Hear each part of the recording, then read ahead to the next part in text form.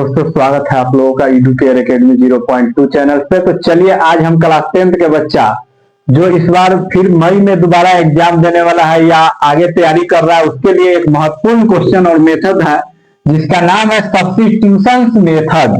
Linear equations में यह पढ़ना है सब्स्टिट्यूशंस मेथड। इसका क्या नाम है?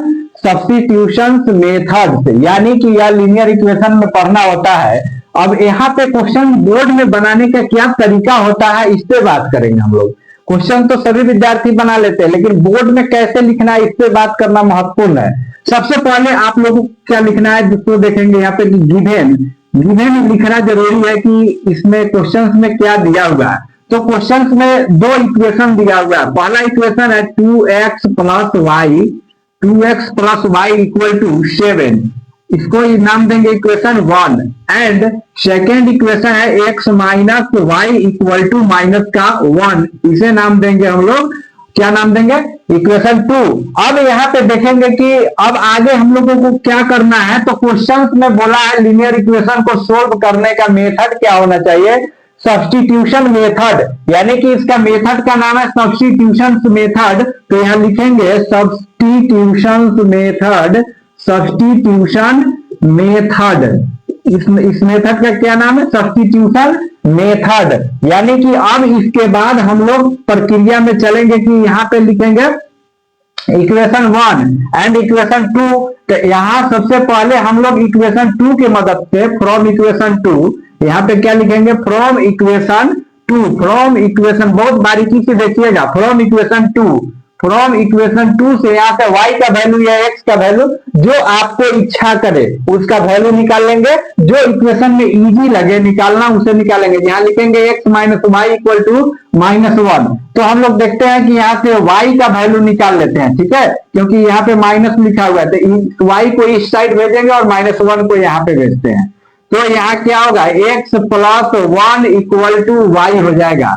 इक्वेशन 3 इसका नाम दे देंगे इक्वेशन 3। अब यहाँ पे लिखेंगे इक्वेशन 1 फ्रॉम इक्वेशन 1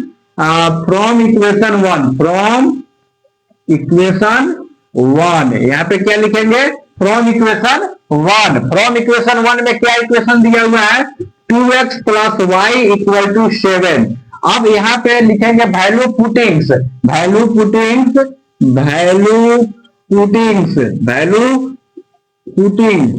इसको वैल्यू को पुट करना है। क्या वैल्यू पुट करना है? y equal to x plus 1, यानी कि y इक्वल टू क्या? x plus 1। यह वैल्यू कहां से आया है?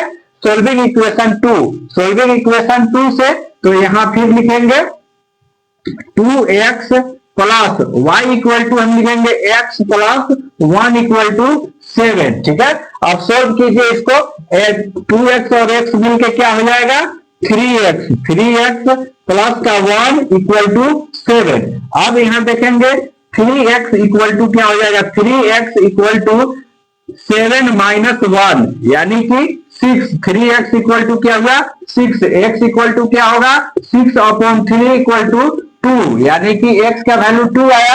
अब यहां से वैल्यू पुटिंग करेंगे फ्रॉम इक्वेशन 2, इस तरह से लिखेंगे तो आपका नंबर नहीं कटेगा। फ्रॉम इक्वेशन 2 में क्या लिखा हुआ है? x minus Y equal to -1, x minus Y equal to -1। x का वैल्यू क्या निकल के आया है?